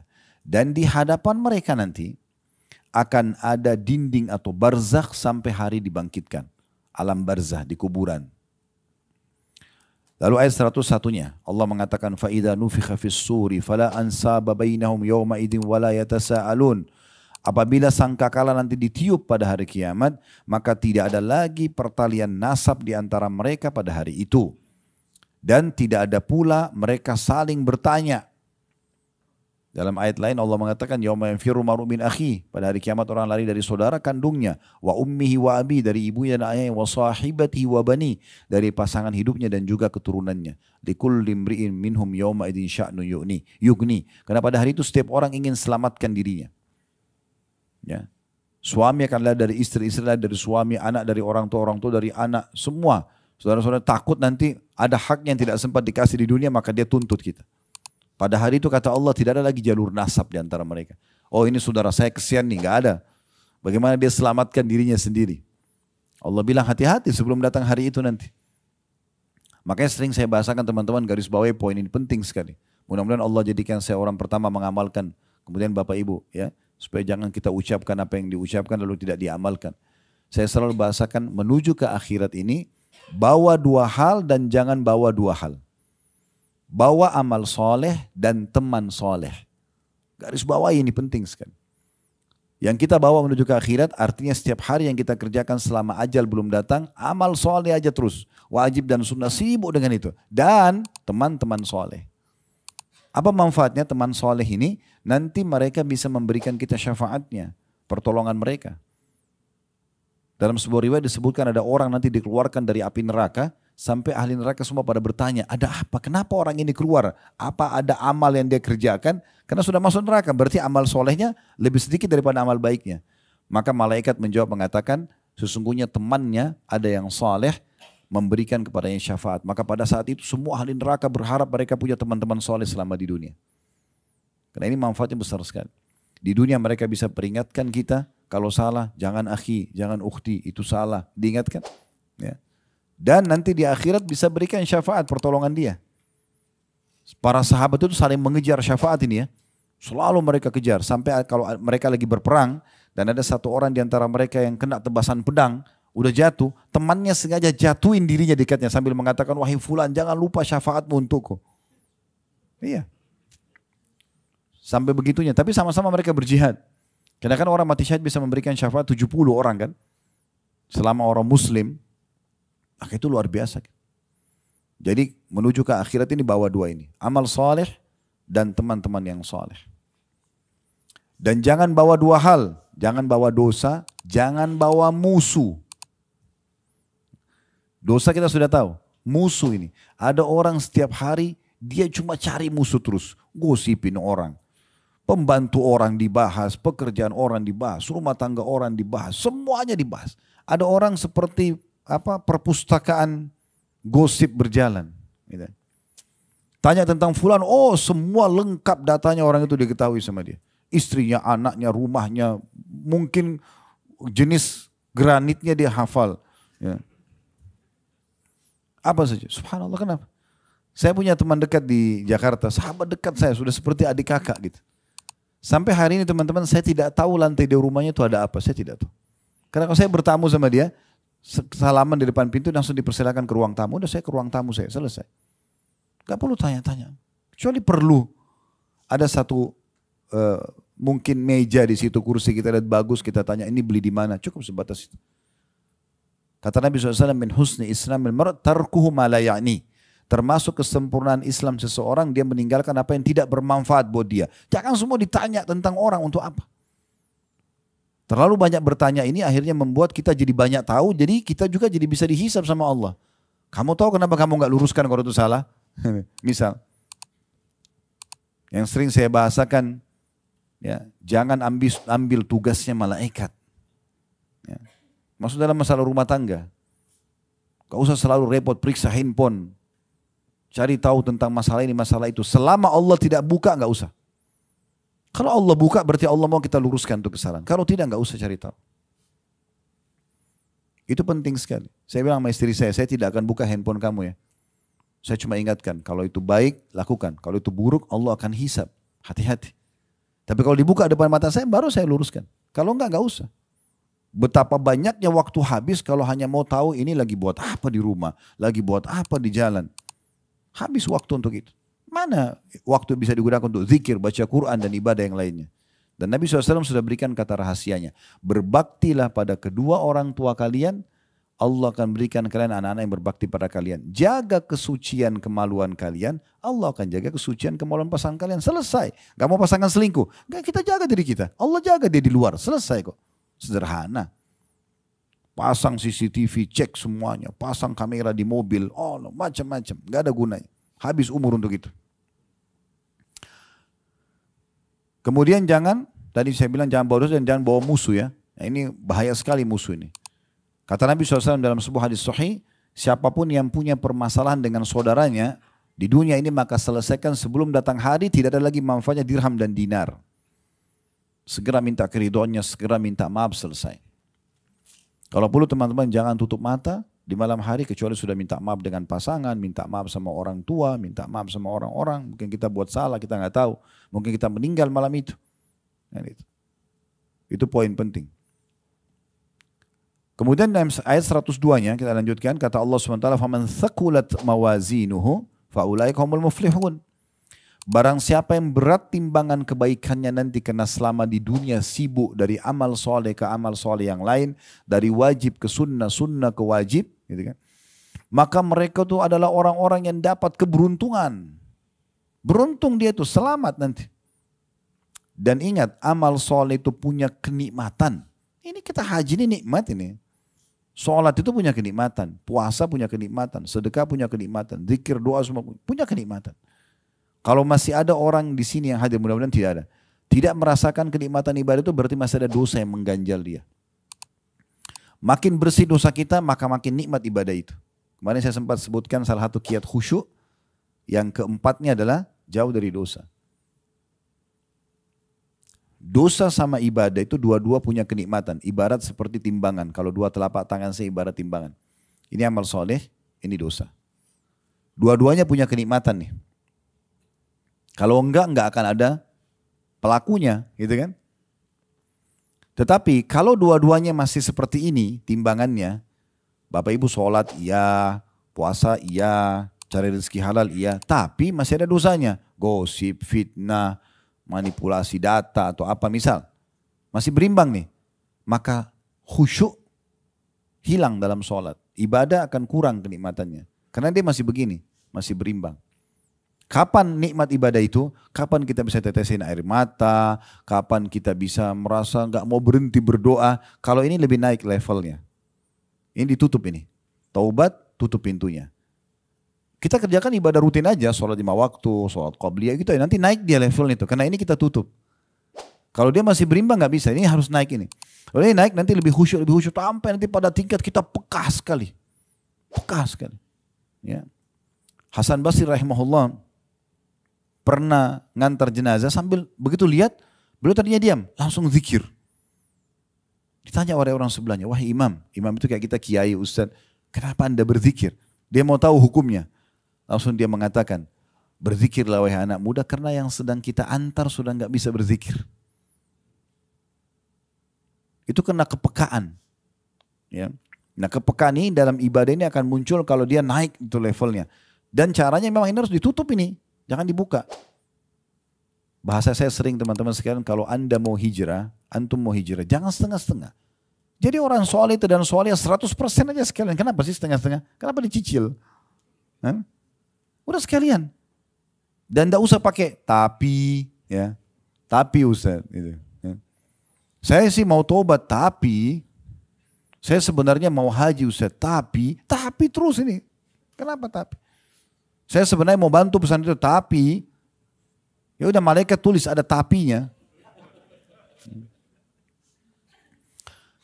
Dan kalau sebaliknya, ini parah sekali nih. Kalau ibadahnya turun, kuantitas, kualitasnya, dosanya makin meningkat. Makin hilang kenikmatan ini. Makin lalai dia. Kan begitu. Dan dua kenikmatan ini tidak bisa ketemu. Contoh, sekarang kita komitmen setiap azan sholat. Komitmen nih, udah saya setiap azan langsung sholat nih. Gitu kan. Mulai kita jaga dan kita nikmati karena kita tahu keutamaan sholat di awal waktu lah, di saf awal mungkin laki-laki mungkin kita sholat masjid haram, kita kejar tuh. Ini kenikmatannya sudah muncul nih. Kalau muncul kenikmatannya, lawannya dia tinggalkan sholat. Hilang kan? Pasti kita akan bilang, Kalau orang tidak sholat, sayang benar orang itu tidak sholat ya. Karena kenikmatan sholat kita sudah ada. Dan kita meninggalkan dosanya, yaitu meninggalkan sholat. Berarti ada kenikmatannya. Kenikmatan ini yang membuat kita merasa, kenapa orang itu buat sayang benar dia nggak sholat. Nah gitu. Sama terbalik. Kalau orang nikmati dosanya, tinggalkan sholat. Dia nggak peduli. Sholat nggak penting. Maka dia nikmati itu, kenikmatan sholatnya hilang. Dia akan bertanya sebaliknya, itu orang sholat gak capek tuh, sholat terus. Kan gitu. Contoh yang lain, perempuan tutup aurat pakai jilbab. Dia tutup auratnya, memang dia tahu Allah haramkan terlihat, dia jaga betul. Dia nikmati itu. Lawannya adalah buka aurat kan. Kalau orang nikmati tutup aurat itu, misalnya akhwat kita, maka dia akan mengatakan pada yang mesti buka auratnya, kenapa ya dia buka aurat itu, sayang bener. Tak takut tuh, gini-gini sekarang. Itu muncul karena dia nikmati jilbabnya tadi, tutup auratnya itu. Sebaliknya orang yang buat maksiatnya, buka auratnya ini, kalau dia nikmatin, dia akan balik. Itu orang gak panas tuh pakai jilbab, pakai cadar segala macam. Nah gitu. Jadi gak bisa ketemu seperti minyak sama air nih. Kalau ada orang coba gabungkan keduanya, dia ibadah tapi dia masih buat maksiat, seperti tadi, tidak ada hasilnya, gak berefek. Kalau ada orang misalnya, dia jaga ibadah, dia jaga juga dosanya. Maka dia tidak nikmat ibadah, tidak nikmat buat dosa. Ya. Kalau ada orang misalnya dia sholat 5 waktu, tapi masih mabuk misalnya. Contoh, dia mabuk jam 2 malam tapi nanti jam 5 dia mau subuh. Enak gak mabuknya? Gak enak. Hah? Dia berpikir terus selama 3 jam itu, sambil mabuk sambil berpikir. Jadi tidak datangkan ketenangan jiwa buat dia. Karena dia masih beban dengan sholat kan. Dia mau satuin gak bisa ini. Gak mungkin gitu. Jadi susah. Dia udah lurus di istiqomah di agama. Tapi masih berinteraksi sama lawan jenis misalnya. Dia tidak enak, setengah-setengah. Coba kalau orang mabuk tapi gak sholat. Udah dia teler di pinggir jalan. Dia tidak peduli. Ya dia nikmati itu. Tapi ujungnya neraka ini. Jadi seperti itu. Jadi gak bisa ketemu teman-teman. Makanya sekaligus kalau mau jadi orang baik, mau penuhi timbangan amal kita dengan kebaikan, maksimal aja. Jadi orang soleh itu dan soleha sekaligus 100%. Jangan setengah-setengah, gak usah nyicil-nyicil. Gak usah tadi ada kata-kata tapi. 103-nya Allah mengatakan, وَمَنْ خَفَّتْ مَوَازِينُهُ, dan siapa yang ringan nanti timbangan amal solehnya hari kiamat, karena di dunia tidak maksimalkan, فَأُولَٰئِكَ الَّذِينَ خَسِرُوا أَنفُسَهُمْ فِي جَهَنَّمَ خَالِدُونَ. Mereka itulah orang-orang yang merugikan diri mereka sendiri. Mereka kekal dalam neraka Jahannam. Jadi penentuan nanti di akhirat, cuma ada 2 tempat ya, surga atau neraka, itu keputusannya di sini. Di dunia ini selama hidup. Ini nanti yang menentukan kita ke surga atau kita ke neraka. Jadi salah di sini, udah salah juga di sana pasti. Kalau di akhirat kita masih bisa nego, ya Allah saya nggak mau neraka, saya mau surga, aman. Ini nggak bisa. Penentunya di sini. Lalu setelahnya Allah gambarkan tentang kondisi ahli neraka. Bagaimana sih neraka itu? Apakah memang kita harus khawatir, takut, sehingga kita harus taubat segera, kita segera introspeksi diri kita banyak beramal soleh? Allah mengatakan talfahu, ini ayat 104-nya, talfahu ujuhahumun nar wa hum fiha kalihun. Muka mereka akan dibakar oleh api neraka. Dan mereka dalam neraka itu dalam keadaan cacat. Ya, dalam sebuah hadis kata Nabi SAW, karena panasnya neraka itu, bibir atasnya, ahli neraka itu, melepuh sampai bisa dilipat ke kepalanya. Dan bibir bawahnya melepuh sampai jatuh ke pusarnya. Itu tafsir daripada ayat 104-nya. Kata Nabi SAW, makna cacat itu seperti itu. Kemudian 105-nya, Allah akan berfirman pada ahli neraka. Kita tidak perlu tunggu masuk neraka baru dengarkan. Allah sudah buka di sini. Allah buat Bapak Ibu bisa dengar pagi ini dari kami ayat ini. Dan ini bukan baru dibaca. Ini sudah 1400 tahun yang lalu lebih. Dan akan dibaca sampai hari kiamat nanti oleh orang beriman. Akan selalu jadi prinsip hidup. Beruntunglah orang yang dengar, engah, dia sadar, kemudian dia langsung introspeksi diri. 105-nya Allah mengatakan kepada ahli neraka yang lagi disiksa, mereka teriak-teriak, alam takun ayati tutla alaikum fakuntum biha tukadzibun. Bukankah ayat-ayatku telah dibacakan kepadamu sekalian, tapi kamu selalu mendustakannya. Jangan akhi, jangan ukhti, haram, tidak boleh begini, riba jangan, ini jangan, itu jangan. Udahlah, so alim, apalah, malah dicaci maki orang yang nasihatin dia. Oh ini garis keras ini, jangan didengar. Ya. Ya sudah, tunggu nanti Allah bilang sama dia begini di neraka. Bukankah sudah dibacakan ayat-ayatku padamu? Dan subhanallah, termasuk hikmah Allah SWT itu, Allah tidak pernah paksakan hambanya. Tidak paksain ibadah. Kalau Allah mau, Allah bisa kan? Yang tidak sholat langsung tiba-tiba patah lehernya. Bisa nggak? Bisa. Yang tidak puasa puntung tangannya. Bisa kan, Allah bisa. Tapi Allah nggak buat begitu. Allah turunkan wahyunya, ini loh, puasa, sholat itu wajib, ini keutamaannya. Puasa itu wajib, ini keutamaannya. Kalau kerjaan dapat ini. Kalau ditinggalkan ini hukumannya ya. Tapi Allah tidak hukum langsung di dunia. Masih berikan kesempatan untuk taubat. Nanti ahli neraka itu teman-teman kalau masuk neraka, naudzubillah, mudah-mudahan Allah selamatkan kita semua. Mereka masuk neraka dalam kondisi mengakui keadilan Allah. Mereka masuk neraka mengatakan memang pantas kami masuk. Karena memang atas perbuatan mereka sendiri, Allah nggak pernah suruh dia berbuat dosa. Dan selalu peringatan Allah datang itu. Saya jelaskan kemarin itu ada tahapan-tahapannya. Yang paling pertama itu pasti rasa takut. Itu selalu ada tuh. Takut, khawatir. Itu sudah kalau orang introspeksi diri langsung dia kembali kepada Allah, aman dia. Kalau dia kerjakan nanti ada peringatan yang kedua lebih tinggi, nanti ketiga, nanti seterusnya. Ya, akan lebih berat lagi hukumannya. Dan saya sudah bilang kemarin, maling saja yang sudah digebukin sama masa, itu tetap bentuk kasih sayang Allah. Karena dia sudah diberikan peringatan berapa kali sebelum dia memang tidak mau kapok. Kapoknya harus digebukin. Nah, baru berhenti. Ada orang sampai mati sekalian udah. Karena Allah sayang sama dia. Kalau dibiarkan ini maling terus ini. Gak akan berhenti. Kemudian ayat 106-nya. Apa ahli neraka jawab pada saat itu? Tapi gak ada gunanya ini jawaban ini. Cuma mereka ungkapin, Allah buka kepada kita selama kita masih di dunia. Perhatikan ayat 106-nya. Mereka mengatakan, waktu Allah bilang, bukankah sudah datang sampai kepada kalian ayat-ayatku? Dibacakan, namun kalian mendustakan, cuek, gak mau peduli. Kata Allah, qalu, Rabbana ghalabat alina shiqwatuna wa kunna qauman dhalin. Mereka berkata, ya Tuhan kami telah dikuasai oleh kejahatan kami. Dan kami adalah orang-orang yang sesat. Maksudnya pada saat itu mereka baru nyesal. Mereka baru bilang, dulu ya betul salah nih. Kami dikuasai hawa nafsu sampai kami melakukan kesalahan itu. Ya. Lalu mereka memohon kepada Allah. Di 107-nya. Rabbana akhrijna minha fa in udna fa inna zalimun. Ini penyesalan mereka nih. Ya Tuhan kami, keluarkanlah kami dari neraka ini. Di saat itu ya. Tapi tidak ada manfaatnya. Keluarkanlah kami dari neraka ini dan kembalikan kami ke dunia. Jika kami kembali juga pada kekafiran, pada dosa, kemaksiatan, sesungguhnya kami termasuk orang-orang zalim. Sebenarnya ini bagus penyesalan, tapi nggak ada gunanya kalau sudah di neraka. Harusnya di dunia mereka bilang ini gitu. Segera ngaku salah, tinggalkan gitu. 108-nya. Allah berfirman kepada mereka, ini firman Allah yang paling tegas.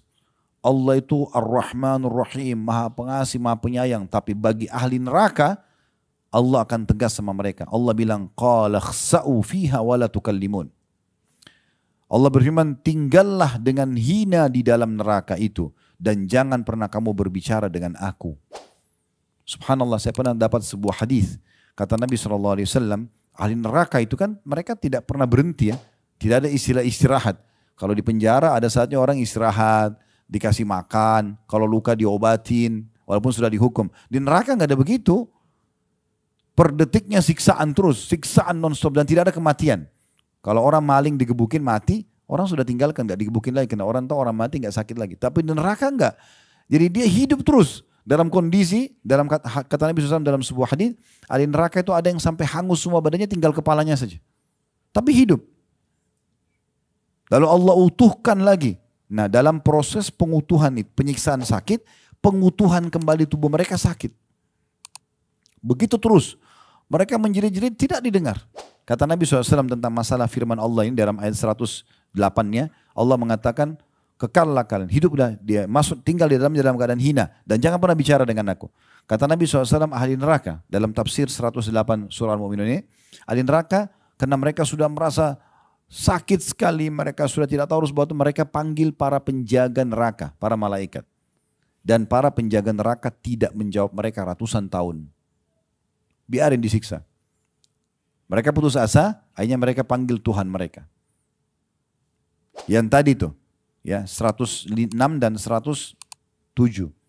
Yang mereka bilang, ya Allah, kejahatan kami telah menguasai kami dan kami termasuk orang sesat. Artinya kami nyesal dulu kami buat itu semua. Mencuri, menipu, zina, riba, apalah. Maka keluarkan kami kalau kami engkau kembalikan dunia, kami berbuat lagi berarti kami zalim benar nih. Gitu kan? Nah mereka menyesal itu semua. Lalu mereka panggil Tuhan mereka mengatakan, ya Allah, Allah ini maha pengasih, maha penyayang. Tapi kata Nabi SAW, Allah tidak menjawab mereka seumur dunia.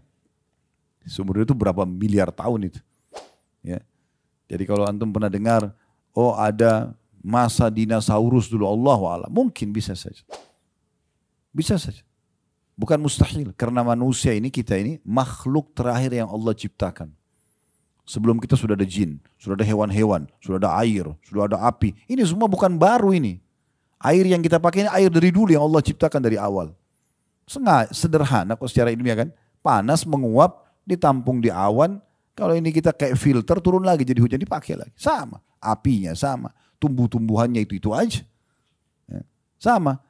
Pepaya kita makan, buahnya, bijinya kita lempar. Jadi pohon lagi. Dia lagi. Sama. Semua hewan laut itu turunannya semua sama. Kembali lagi. Begitu semua. Makanya waktu Nabi Adam AS diciptakan, iblis sudah ada kan? Kan iblis nggak mau sujud.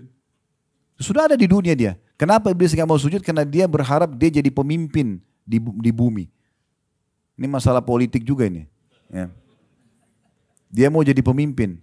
Begitu Allah bilang, saya akan ciptakan di muka bumi khalifah. Pemimpin, manusia itu, Adam. Di situ dia cemburu. Oh berarti sudah putus asa dia nggak bisa lagi jadi pemimpin di bumi.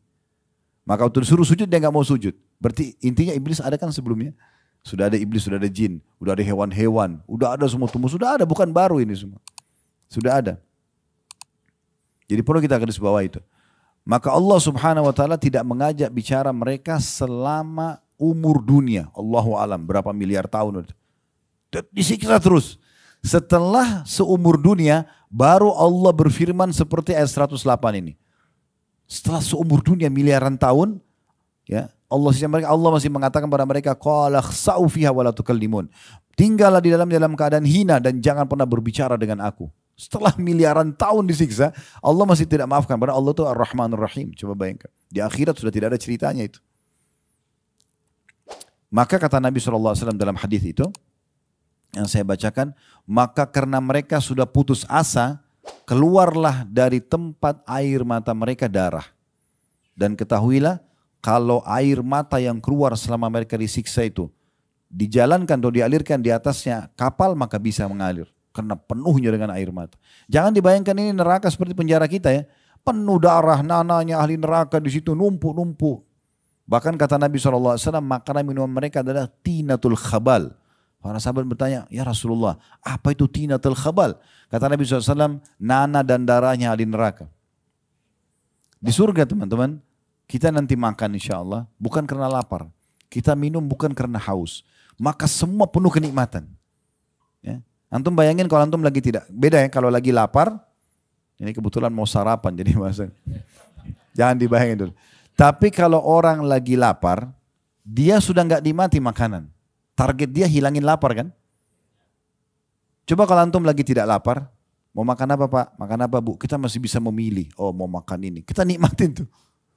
Kalau kita lagi haus, minum apa? Air dingin. Targetnya bukan nikmatin, habisin supaya hilang hausnya. Di surga nggak ada lapar, nggak ada haus. Jadi kita makan, kena nikmatin, kita minum, kena nikmatin. Dan ini sederhana, di dunia patuh kayak gini aja nih. Duduk pengajian, sholat, haji, sedekah, gitu aja, zikir, mati masuk surga. Kenapa nggak mau ini? Kan gitu sederhana. Saya waktu tahun lalu haji, saya bilang sama jemaah haji juga, saya ingatkan juga Bapak Ibu sekalian, apa sulitnya jadi orang beriman? Pergi haji, enak makan, tidur, nanti juga di kemah enak, semuanya enak ada mah. Ibadahnya nanti kalau kita bagi jumrah teman-teman, ambil batu lempar, tak satu dosa besar gugur. Yang kedua 2 dosa besar. Pulang lagi ke kemah, ngobrol, makan, minum, dengar pengajian. Mati masuk surga, enak bener. Ya. Kenapa nggak mau jadi orang baik ini? Kan aneh betul ya. Makanya kata Nabi SAW, seseorang dari kalian lebih dekat dengan surganya daripada tali sendalnya sendiri. Pernah ada satu sahabat, saya tambahkan kisahnya, dia masuk Islam pas di perang Khaybar. Benteng Khaybar sekitar 180 kilo sekian dari kota Madinah. Kami ada program umroh Sirah Nabawi. Beliau pernah ikut, masalah. Beberapa teman-teman pernah ikut dulu. Kita datangi lokasi peperangan itu langsung. Di Badar kita datang lokasi perang Badar, di Khaybar juga begitu. Datangin benteng-bentengnya Yahudi di sana. Intinya di perang Khaybar ini Nabi SAW mengepung benteng yang pertama sekitar 43 harian. Baru ditaklukkan. Nah pada saat itu rupanya ada satu orang Arab Badui, dia memantau peperangan dari jarak jauh. Dan dia tertarik lihat umat Islam. Mereka walaupun berperang punya adab dan tata krama. Kalau malam hari mereka baca Quran, mereka saling membantu sama-sama yang lain. Mereka baik sekali gitu dan dia tidak pernah lihat ini. Maka dia datang kepada beberapa sahabat sambil mengatakan, kalian ini siapa? Agama apa? Sahabat jelasin, kami dari Madinah, kami ini beragama Islam. Dijelaskan tentang Islam. Tertarik dia. Saya mau masuk Islam. Kata para sahabat, itu di depan ada Rasulullah. Itu ada tulisan. Langsung aja masuk Islam di tangan. Datang dia ke Nabi. Nabi SAW pada saat itu pas menembus benteng pertama Yahudi. Kalau tidak salah nama bentengnya Naim. Benteng Naim. Ya. Maka benteng ini setelah ditembus ada harta rampasan perang. Beliau lagi bagi-bagi harta rampasan perang.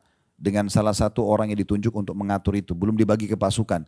Nah, waktu orang ini datang masuk Islam, kata Nabi SAW, masukkan orang ini sebagai penerima ghanimah. Orang yang baru masuk Islam ini. Orang itu langsung bilang begini, ya Rasulullah, saya nggak ingin ini. Saya masuk Islam bukan karena saya ingin harta. Saya ingin apa yang sahabat Anda kejar keluar dari Madinah. Saya dengar mereka keluar untuk mencari mati syahid. Supaya begitu mati terbunuh dosanya dimaafkan masuk surga. Saya berharap ya Rasulullah, nanti dari benteng Yahudi, dia tunjuk benteng Yahudi yang kedua. Benteng Yahudi pertama sudah tembus, ada 9 benteng Yahudi waktu itu. Nanti saya berharap dari benteng Yahudi ini keluar anak panah Yahudi, kena di sini, ditunjuk sama dia titiknya. Tembus di sini, lalu saya mati syahid. Kata Nabi SAW, kalau kau jujur Allah kasih. Kalau kau jujur Allah kasih nanti itu. Betul-betul kau minta itu Allah kasih. Subhanallah, berpisah dengan Nabi SAW. Orang-orang Yahudi pada saat itu punya strategi Bapak Ibu sekalian, mereka tidak berani berhadapan dengan muslimin secara langsung, mereka cuma lemparin anak panah dari dalam benteng karena takut. Orang yang waktu itu pas mulai sahabat takbir, orang Yahudi mulai lempar anak panah, orang yang pertama mati orang yang tadi, yang baru masuk Islam. Belum sholat satu sholat pun, baru syahadat, kecamuk perang, kena anak panah, mati dia. Waktu Nabi SAW lihat, ternyata anak panahnya di tempat yang dia tunjuk. Tadi kan dia bilang, saya ingin anak panah itu masuk ke sini, keluar di sini, dan saya mati syahid, saya masuk surga. Kata Nabi SAW, apakah orang ini tadi yang baru syahadat? Kata mereka, iya Rasulullah. Kata Nabi SAW, maha suci Allah yang telah membenarkan janjinya. Siapa yang mau lihat penghuni surga, yang belum pernah sujud sekalipun, lihat orang ini. Baru syahadat langsung mati terbunuh, masuk surga. Begitu mudah, lalu Nabi SAW mengatakan, sungguh surga lebih dekat dengan saudara dari kalian daripada tali sendalnya sendiri. Tinggal lakukan ketaatan, mati masuk surga. Susahnya apa? Tinggal makan halal, pekerjaan halal, pasangan halal. Kan enak gitu ya. Di dunia dapat panduan yang benar, bahagia, dan di akhirat juga masuk surga. Kan begitu. Nah itu poinnya. Kemudian 109-nya, jadi itu tadi penyesalan neraka ya. 109-nya, innahu kana fariqum min ibadi yaquluna rabbana amanna faghfir lana warhamna wa anta khairur rahimin. Sesungguhnya ada segolongan dari hamba-hambaku di dunia dulu, maksudnya hai orang-orang kafir, hai ahli maksiat yang di neraka. Kalian dulu ingat gak di dunia ada hamba-hambaku dulu yang suka berdoa. Kalian lihat itu. Mungkin dekat tetangganya ada orang suka ke masjid, suka berdoa, suka nasihatin. Lihat orang-orang soleh ada. Ya. Mereka mengatakan, ya Tuhan kami telah beriman maka ampunilah kami dan berilah kami rahmat dan engkau adalah pemberi rahmat yang paling baik. 110-nya, lalu Allah mengatakan kepada orang-orang kafir neraka itu, fattakhadtumuhum sikhriyan hatta ansaukum zikri wa kuntum minhum tadhakun. Lalu kamu menjadikan mereka buah ejekan. Alim, wah begini, begitu, garis keras, apalah, segala macam. Sehingga kesibukan kamu mengejek mereka, menjadikan kamu lupa mengingat aku. Dan adalah kamu selalu menertawakan mereka. Apa balasannya? 111-nya. Inni jazaituhumul yawma bima sabaru annahum humul faizun. Maka sungguhnya aku memberi balasan kepada mereka pada hari ini. Orang-orang yang patuh, yang beriman, yang mengerjakan amal soleh. Karena kesabaran mereka, sesungguhnya mereka itulah orang-orang yang menang. 112-nya. Allah ajak bicara lagi ahli neraka tadi. Qala kam labithtum fil ardi adada sinin. Allah bertanya, berapa tahun lamakah kamu tinggal di bumi? 113-nya. Qalu labithna yawman aw ba'da yawmin fas'alil 'adin. Mereka menjawab, kami tinggal di bumi hanya sehari atau setengah hari saja. Maka tanyakan kepada orang-orang yang menghitung. Maksudnya, kita biar hidup 50 tahun, 60 tahun, 70 tahun, 100 tahun, 200 tahun. Di akhirat nanti kita bayangkan, seperti sehari, seperti setengah hari. Ini sudah bisa kita bayangkan di dunia ya teman-teman sekalian.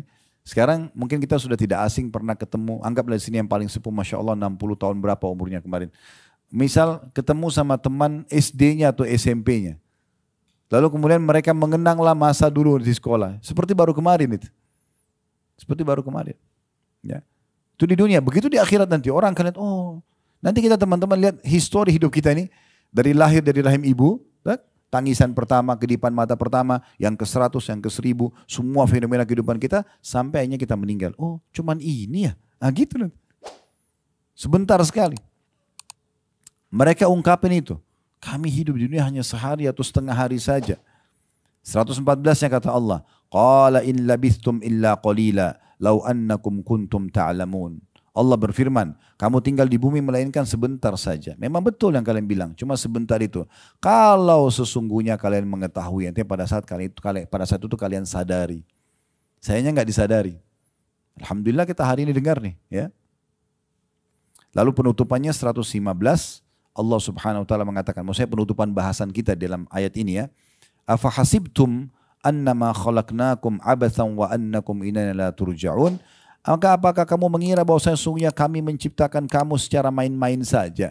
Apa kalian kira saya ciptakan, kata Allah, di muka bumi ini lahir dari rahim ibu, lalu diurus sama orang tua dari kecil, sampai kita sekolah, bajunya, makannya semua diurus. Kemudian mulai diberikan ilmu, mulai bisa bekerja, punya pendapatan, punya nama baik, punya dan segala macam.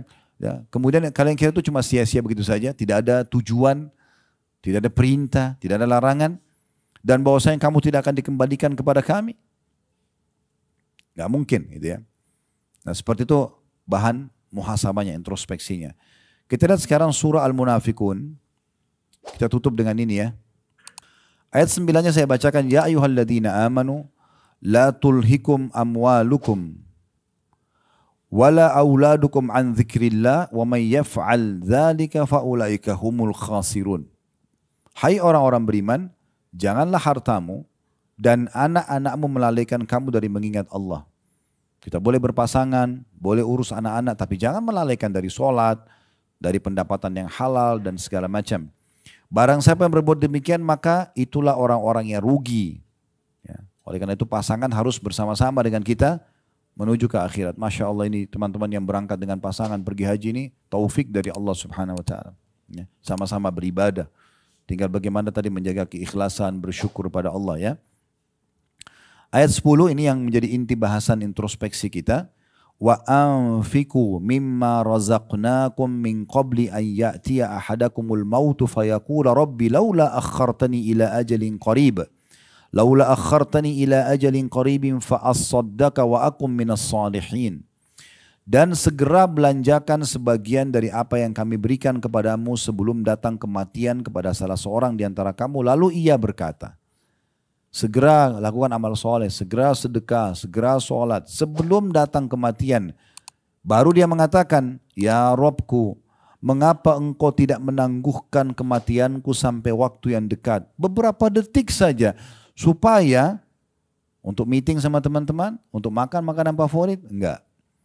Supaya ya di sini dikatakan atau yang menyebabkan aku dapat bersedekah dan aku termasuk orang-orang soleh.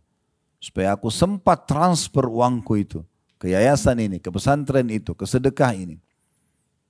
Lalu Allah mengatakan di ayat 11-nya wala yuakhirallahu nafsan idza jaa ajaluha wallahu khabirum bima ta'malun.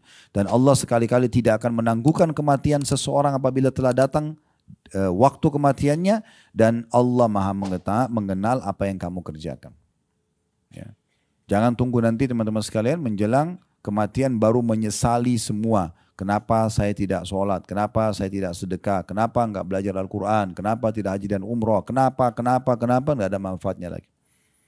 Sebagai penutup saya ingatkan kembali perkataan saya di awal tadi. Ingat, peluang amal soleh di saat datang kesempatannya raih segera. Karena tidak akan pernah terulang.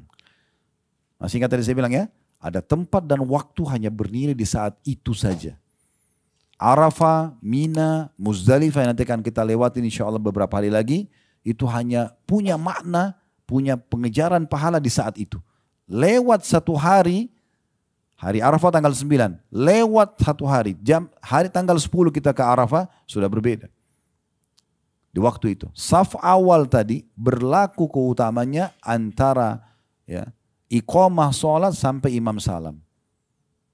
Kalau sudah salam dari saf kedua kita masuk ke saf pertama, sudah enggak ada keutamaannya. Begitu seterusnya. Dan setiap kali ada kesempatan peluang amal soleh, jadikan itu adalah kesempatan terakhir kita. Jangan sia-siakan itu. Karena sekali luput atau berkurang saja, nggak bisa kita perbaikin. Saya sering ulangi dalam pengajian sebagai introspeksi diri, karena saya ingin selalu ini sebagai cambuk bagi saya. Saya pernah subhanallah kedatangan tamu di Jakarta, di Condet waktu itu, seorang ikhwah datang, saya waktu itu ngandalin dengarin azan di masjid, ada mikrofon Masya Allah kita kan dengar kalau di Indonesia ya. Alhamdulillah ini sebuah nikmat yang besar, karena di Singapura nggak bisa dengar azan, di Australia nggak bisa dengar azan, ini nikmat yang besar. Ya. Maka pada saat saya andalin dengar azan, subhanallah ada perubahan jam waktu azan. Sampai jam 12 lewat 10 kok belum azan-azan gitu. Saya bilang sama akhi itu, ayo kita ke masjid yuk. Saya boncengan motor sama-sama, pergi masjid dekat rumah. Subhanallah, begitu saya masuk pintu masjid, imamnya lagi sujud rakaat pertama. Seorang mukmin tadi saya bilang harus peka, jadikan introspeksi diri sebagai salah satu kendaraan dia ya, supaya dia selalu mengejar yang terbaik. Maka saya langsung muhasabah. Saya mengatakan pada diri saya sendiri, subhanallah saya bahkan tidak bisa bilang sama imam, imam kembali dong ke rakaat pertama, saya mau dicatat sama malaikat dari takbiratul ihram. Tidak bisa. Udah luput. Sampai hari kiamat, Khalid Basalama luput dari takbiratul ihram di sholat itu, di waktu itu. Selesai. Tidak bisa diperbaikin. Tidak bisa diperbaiki. Jadi begitu amal soleh. Kapan dia luput dari kita sekali, kita nggak bisa perbaikin. Kita akan menerima sebegitu saja. Ya. Oleh karena itu harus kita hati-hati. Peka. Ya tentu semua orang punya kekurangan. Saya juga punya kekurangan. Kadang-kadang kita masbuk. Tapi kita selalu introspeksi diri. Dan kita tujuannya untuk supaya memperbaiki ke depan ya. Apalagi kalau hanya kena kelalaian saja, kena malas-malesan. Kalau ada udzur memang kita ke kamar mandi, telat, macet, itu berbeda. Gitu kan. Tapi kalau enggak, maka kita usahakan maksimal. Itu yang perlu digarisbawahi. Saya juga pernah sekali, ini juga saya tutup dengan ini, habis ini silakan kalau mau bertanya. Di daerah Kampung Melayu dulu saya pernah isi pengajian. Selepas menjelang azan duhur, pas azan sebenarnya saya tutup pengajian. Parkir mobil depan pengajian itu, kemudian saya jalan kaki, ada masjid. Pas keluar dari pengajian itu ada satu ibu, kelihatan sekali dari pakaiannya, kumuh beliau gitu kan. Dalam keadaan miskin, gendong anak minta uang. Memang saya niat ingin bantu. Cuma waktu itu di pikiran saya adalah, ini takbiratul ihram pertama imam nih. Ada sholat qobliyah duhur. Kan? Saf awal, banyak sekali keutamaan yang harus saya kejar nih. Gitu kan. Maka saya bilang, Bu, habis sholat ya. Sebenarnya niatnya baik gitu. Saya pergi ke masjid lah. Alhamdulillah dapat sholat qobliyah segala macam, selesai sholat. Setelah sholat ba'diyah saya keluar. Dengan niat memang membantu ibu terus. Ibu sudah tidak ada. Terus tiba-tiba muncul penyesalan dalam diri saya. Kenapa tadi saya nggak bantu ya? Saya naik mobil, Bapak Ibu sekarang 2 kali saya mutar-mutar di situ. Nggak ketemu ibu itu. Lalu saya mengatakan subhanallah. Apa susahnya Khalid tadi kau korek kantongmu, keluarin uang, hitungan detik kasih dia lalu sholat, kan tidak hilang. Tapi begitu syaitan masuk kadang-kadang ke dalam diri kita, untuk menunda amal soleh saja dan luput. Begitu luput tidak bisa terulang. Mungkin kita bisa sedekah ke orang lain, tapi sedekah yang harus dicatat ke tangan orang itu luput dari kita. Tidak bisa kita ketemu lagi. Dan begitu seterusnya. Oleh itu setiap kali ada kesempatan amal soleh jangan tunda. Kesempatan dosa justru lawan, jangan dilakukan. Nah seperti itu. Allahu a'lam. Ini bahasan kita dan ini adalah sebab kebahagiaan yang kedua setelah mentauhidkan Allah adalah kita bagaimana selalu introspeksi diri. Karena orang introspeksi diri akan selalu menghisap amal-amalnya, selalu menyempurnakan sempurna dan selalu ya juga khawatir dengan dosa yang dia pernah lakukan sehingga dia selalu bertobat. Allahu a'lam. Subhanakallahumma bihamdika asyhadu an la ilaha illa anta astaghfiruka wa atubu ilaik. Wassalamualaikum warahmatullahi wabarakatuh.